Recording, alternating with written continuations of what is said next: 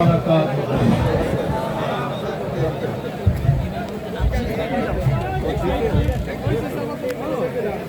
ونصلي على رسوله الكريم أما بعد فأعوذ بالله من الشيطان الرجيم بسم الله الرحمن الرحيم وتلك الأيام نداولها بين الناس صدق الله العلي العظيم সবাই পড়ি সাল্লাল্লাহু আলাইহি ওয়াসাল্লাম। ইসলামী আন্দোলন বাংলাদেশ বাউফল উপজেলা শাখা কর্তৃক আয়োজিত আজকে গণসম্মেলনের সম্মানিত সভাপতি, শ্রদ্ধাভাজন সম্মানিত ওলামায়ে কেরাম, সর্বস্তরের ইসলাম প্রিয় দেশ প্রেমিক ভাইয়ের আমার, ইসলামী আন্দোলন বাংলাদেশ প্রিয় কেন?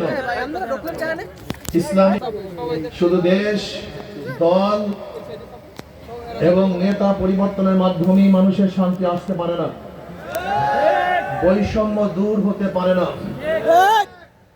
ইসলামী আন্দোলন বাংলাদেশ উদাহরণস্বরূপ পেশ করে যে এই ভূখণ্ডের মধ্যে আমরা বসা আছি, এই ভূখণ্ড একবার নয়, 5ই আগস্ট 4 মাস স্বাধীন হয়েছে। প্রথম স্বাধীন হয়েছিল ব্রিটিশ থেকে। ব্রিটিশ প্রায় 200 বছর এদের শোষণ করেছে। মুসলমানরা নির্যাতিত হয়েছিল, নিপীড়িত হয়েছিল। মুসলমানদের উপরে ব্রিটিশ স্টিম রোলার চালিয়েছিল। আপনারা জানেন ব্রিটিশ 80,000 আলেমদের হত্যা করেছে। চাকরি চর থেকে শুরু করে খায়বার পর্যন্ত এমন কোন গাছ ছিল যে গাছের মধ্যে আলেমকে ফাঁসিতে ঝুলানো হয় নাই। এই বাংলার মধ্যে ব্রিটিশ 80,000 মাদ্রাসাকে ধূলিসাৎ করেছে। দিল্লির মধ্যে 1,000 মাদ্রাসাকে বুলডোজার দিয়ে মাটির সাথে মিশিয়ে দিয়েছে। লক্ষ লক্ষ মুসলমানদের হত্যা করেছে ব্রিটিশ। মুসলমানদের যত জাগির প্রথা সবকিছু ধ্বংস করে ব্রিটিশ এদেশে চিরস্থায়ী ক্ষমতা চালাবার যে স্বপ্ন রেখেছিল, কিন্তু মুসলমানরাই প্রথম ব্রিটিশদের বিরুদ্ধে আন্দোলন সূচনা করেছে। আপনারা জানেন 1803 ঈসাই সালে যখন দিল্লি দখল করে ব্রিটিশ, সেই দিল্লির শাসক ছিল জাফর।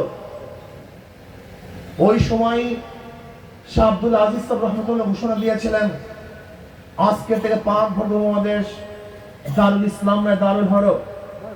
এদের বিরুদ্ধে আন্দোলন করা প্রত্যেকটা মুসলমানদের জন্য ফরজ আইন। আপনারা জানেন ব্রিটিশ হটাও আন্দোলনের সূচনা করেছিলেন একজন আলেম, এবং সেই আলেম ছিল একজন পীর শায়েখ শাহ আব্দুল আজিজ সাহেব রহমতুল্লাহ আলাইহি। ওই দিনই ব্রিটিশ বিরোধী আন্দোলনের সূচনা হয়েছিল। 1857 ঈসাই সালে যে আজাদী বিপ্লব, যে সিপাহী বিপ্লব হয়েছিল, সেই বিপ্লবের নেতৃত্ব দিয়েছিলেন হাজী ইমদাদুল্লাহ মুহাজির বক্তি রহমতুল্লাহ আলাইহি, রশিদ আহমদ গঙ্গুই রহমতুল্লাহ আলাইহি, আসিম নাথ থানভী রহমতুল্লাহ আলাইহি, জাফর থানশী রহমতুল্লাহ আলাইহি। তাদের আন্দোলনের ভিত্তিতেই ব্রিটিশ এদেশ থেকে ভাগতে বাধ্য হয়েছিল।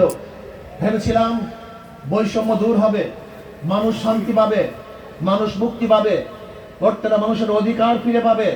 কিন্তু আমরা কি দেখলাম? সংখ্যাগরিষ্ঠ হিন্দুরা মুসলমানদের অধিকার ফিরিয়ে দিচ্ছে না, বৈষম্য দূর হচ্ছে না।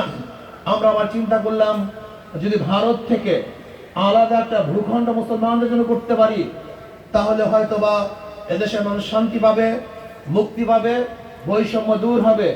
আপনারা জানেন 1947 সনে ভারত থেকে পাকিস্তান নামেও একটা দেশ যে ভাগ হয়েছিল, আলাদা হয়েছিল, স্বাধীন হয়েছিল, এর নেতৃত্বে ছিল একমাত্র মুসলমান।